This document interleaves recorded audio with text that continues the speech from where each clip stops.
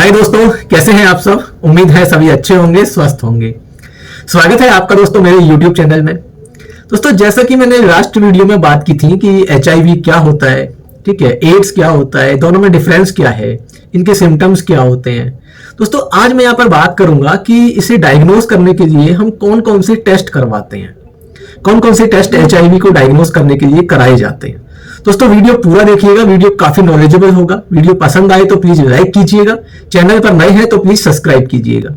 तो शुरू करते हैं दोस्तों। जो आज का हमारा टॉपिक है कि HIV को डायग्नोज करने के लिए कौन कौन से टेस्ट कराए जाते हैं।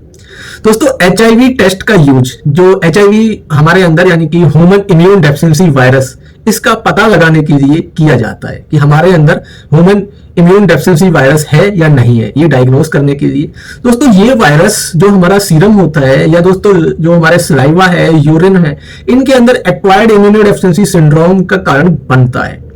दोस्तों, HIV किसी भी व्यक्ति को इन्फेक्टेड कर सकता है, जैसे कि दोस्तों सेक्सुअल रिलेशन जो ज्यादा रखते हैं, ठीक है। दोस्तों, सेक्सुअल रिलेशन भी एक इसका मेन कारण नहीं है, और भी दोस्तों इसके बहुत सारे कारण होते हैं। जैसे कि हमें किसी गलत पेशेंट का हमारे अंदर ब्लड चढ़ जाता है, ठीक है, ब्लड के कांटेक्ट के अंदर हम आ जाते हैं।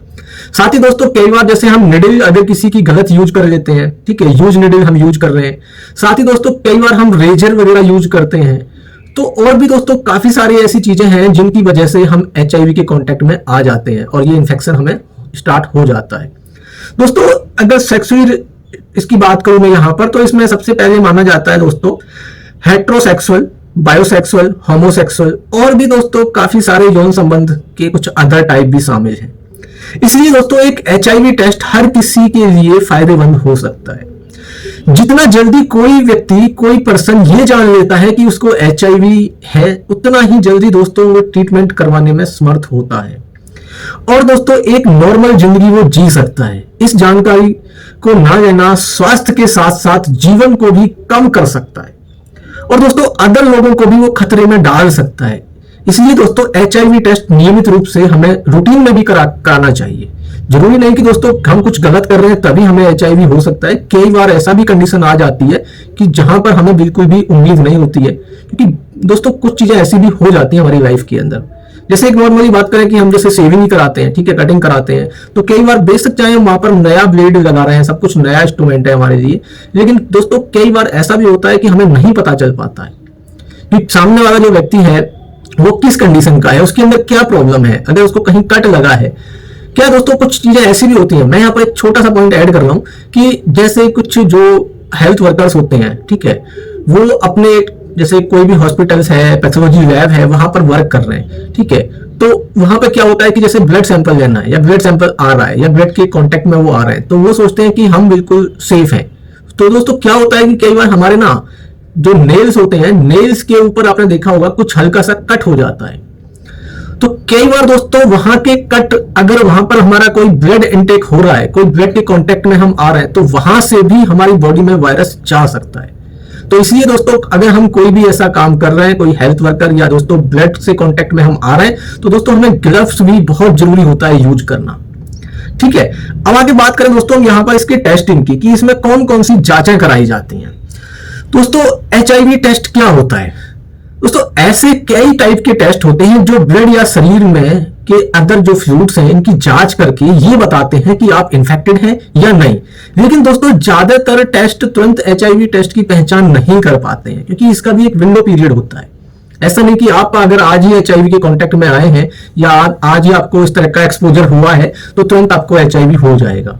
दोस्तों क्योंकि शरीर में पैदा हुए वायरस के लिए पर्याप्त एंटीबॉडी बनाने में शरीर समय लेता है, इसका भी एक टाइम पीरियड होता है। दोस्तों HIV टेस्ट मुख्य रूप से 3 टाइप से किए जाते हैं। वो 3 टाइप कौन कौन से हैं दोस्तों? एंटीबॉडी टेस्ट, एंटीबॉडी और एंटीजन टेस्ट, ठीक है, न्यूक्लिक एसिड टेस्ट। दोस्तों बात करें एंटीबॉडी टेस्ट की, इस तरह के जो टेस्ट हैं इसमें ब्लड या दोस्तों सलाइवा से निकलने वाले जो फ्लूइड्स हैं इसमें HIV की जांच की जाती है। एंटीबॉडी जो होता है दोस्तों ये डिजीज से लड़ने वाले प्रोटीन होते हैं जिनको शरीर में इंफेक्शन के खिलाफ प्रतिक्रिया करने के लिए बनाता है, जिनको हमारा शरीर इंफेक्शन के खिलाफ प्रतिक्रिया करने के लिए बनाता है। दोस्तों बात करें एंटीजन और एंटीबॉडी की, तो ये ब्लड में दोनों टाइप के HIV यानी कि एंटीजन और एंटीबॉडी का पता लगाता है। दोस्तों न्यूक्लिक एसिड टेस्ट, ये टेस्ट ब्लड में HIV की जांच करता है।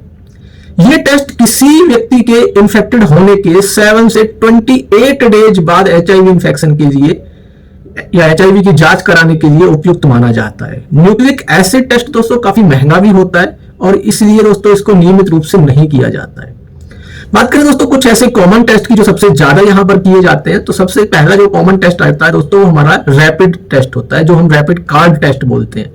क्योंकि सबसे पहले ज्यादातर वही टेस्ट कराया जाता है, लेकिन क्या है कि उसकी जो सेंसिटिविटी होती है ना वो बहुत ज्यादा अच्छी नहीं होती है, उसका जो रिजल्ट है वो बहुत एक्यूरेट नहीं माना जाता है।